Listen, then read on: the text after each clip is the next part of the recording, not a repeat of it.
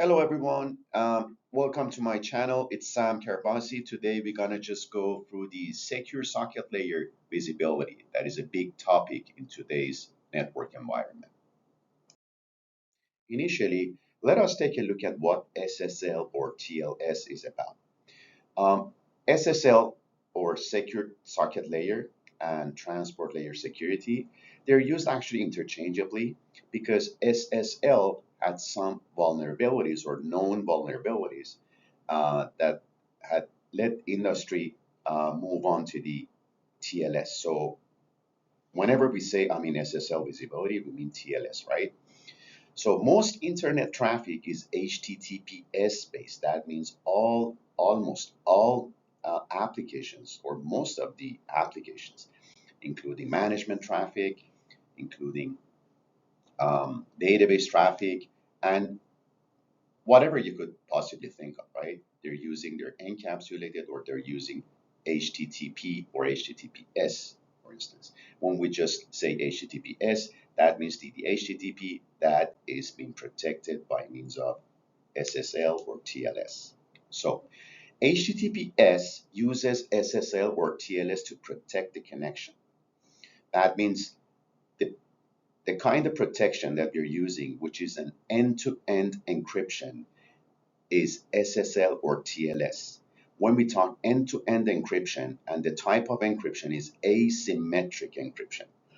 That means there are two keys or a key pair that is being used for encryption. One key is a private key stored locally on the local store of the, let's say, um, in this receiver, let's say, station, and the other key is the public key of the recipient or receiver station. So when a sender sends a traffic, it encrypts the traffic with the public key of the receiver, and only receiver who has the private key is able to open the key, right? So it's just like, think of it in simple words, like an email, right? An email is what? Is like a folder that is being shared publicly. That means anyone could send an email to you, but the only one who has read and write access to that folder is you yourself. No one can read your emails, right? The only one who could open up the emails and possibly get into the emails is you yourself. So pretty much the same. And when we talked about end-to-end encryption, that means any type of devices in between or in the middle, including network devices, if there's a firewall or there are multiple, IPS, IDS, whatever entity within the network or in the middle of the communication, they are not able to see the content being transmitted by means of SSL or TLS traffic. So that brings us to this question, that why do we need SSL visibility? So SSL visibility, the corporate, actually the companies, they require or they need more visibility into their corporate transactions, right? All the companies, let's say if you own a company, you want to see the transactions that are being made in your company, right? Because it's under your flag, it's under your name, and you want to have full control over the companies. And the private, or uh, personal stuff, they may not be going through the company's network. Anyways, more protection. The companies have right to have more protection by gaining more visibility into the transactions or whatever is being transmitted in their network, right? Of course, everybody is after better security and they want to have more control over the traffic, because if the traffic is being protected, let's say by means of any kind of encapsulation or encryption, you are not able to see within the packets. Even many of the voice or video traffic nowadays may use the HTTPS, or they might be encapsulated into the HTTPS packets. So this way, when you have visibility into the content, you could say, okay, this is voice. I'm not going to just inspect voice. Okay, get that route. And if it's video, take this path. If it's database, if it's just banking transaction, okay, that is something that I would like to see. If there's a file, being transmitted, I want to have visibility to see if that file is inspected with a virus or malware. So like any other product or any kind of, entity or equipment that you want to add into the network or your environment, it's got some pros and cons and challenges. So the kind of challenges that we have with TLS or SSL encryption are no visibility for business intelligence. That means if you're running some business intelligence, you want to have or you should have visibility into the content, right?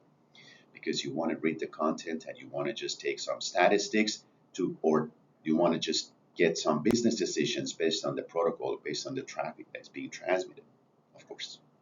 So you don't have that one because you don't see the traffic, right? You don't know whether is it transaction for banking traffic or is it file that is going to be downloaded or the computer is going to just send or receive some files, right?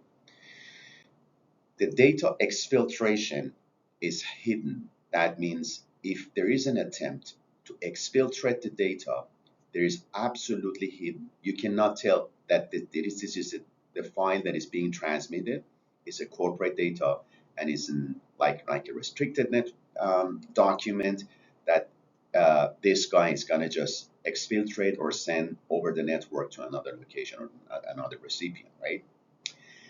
Operational overhead because you're going to add some equipment or add some devices, you absolutely have more overhead because you want some heads or your head count is going to go up because you got administrations, you got some operational people, you got configuration, you got architecture, and you got all the related components they're going to be involved in this plan, right? The privacy, it may violate the privacy, right? Because there are some privacy laws and regulations that they do not allow people to inspect the or get into the privacy of the individuals, right?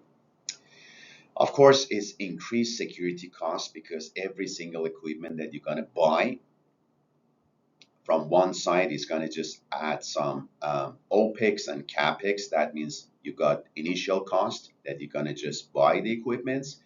You have some running costs that you're going to just hire someone in order to manage or install and operate those network equipments. SSLV and service chain architecture. So let's take a look at the architecture. I know it may look a bit busy, but let's take a look at the thing. So from one side, your computers or your network, let's say these computer machines, they want to just communicate over the internet or just get to the internet in order to access some resources on the internet, right? It's going to be like a server or whatever that is being called by those clients. So initially, the client attempts to go through the firewall or corporate firewall in order to access and through the router access those applications or web servers or whatever that is going to be accessed, right?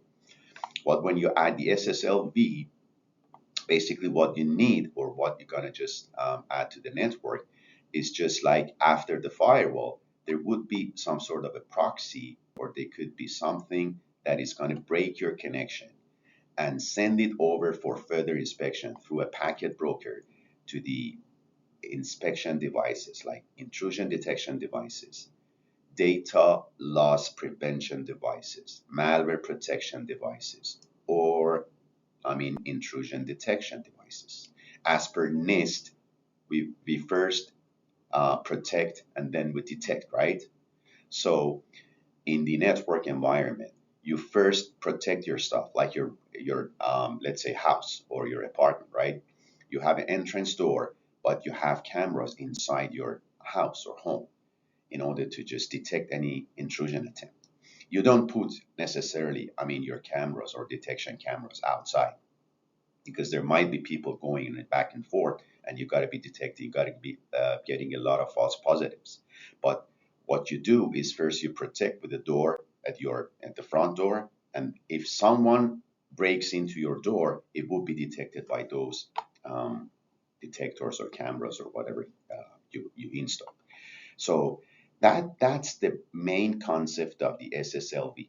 All these equipments, including IPS, DLP, MPS, IDS, whatever you want to put in here in order to further inspect the traffic and send it over to the outside, they are all called service chain. So it's just like daisy chain. So you need a breaking point. So that means your connection from the client to the outside. Previously, I mean, there was a one connection from here to there, right? But now the connection is going to be broken into one connection to a device that is a proxy. So the proxy then opens up the air gap. It sends the traffic for further inspection to the service chain, and it takes it back on the other end and makes another SSL connection from itself to the end recipient. So here is the air gap. The box or the blue box is the air gap that you have the option to inspect. But that brings another thing, that is the privacy. So by means of putting SSL, we don't want to really violate the privacy of the people or any entity, individual in the environment.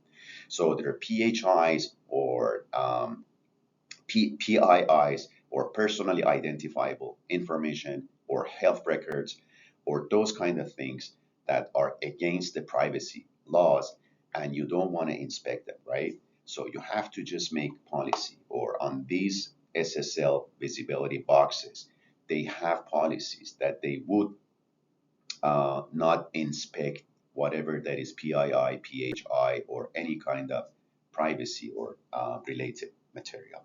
So that is the power of the SSLV devices, and that is something that we expect these devices to be able to do. And that brings us to the deployment challenges, right? And of course, the pros and cons, like any other type of technology or devices, pros, visibility, control, best to date protection for your environment or for network. But there are cons, which is more overhead, including CapEx and OpEx. Complexity is more complex because you need more resources in order to configure and operate those devices. They have to have knowledge for, let's say, IDS, IPS, SSL, the crypt itself, the box itself, and the proxy. And of course, the latency is another downside of it. That means whatever you do in the network, it causes latency. Every single hop that you add to the network, it causes the latency because it's got processing delay, it's got network delay, or serialization and deserialization delays. So that's something that it has to be taken into account, and it has to be tested. It has to be gone through the proof of concept, and it has to be validated by architects and whoever is in charge. Finally, I would like to thank you for taking time to listen and just watch this video. And I would like to invite you to just click on the subscribe button. Thank you very much and have a great day.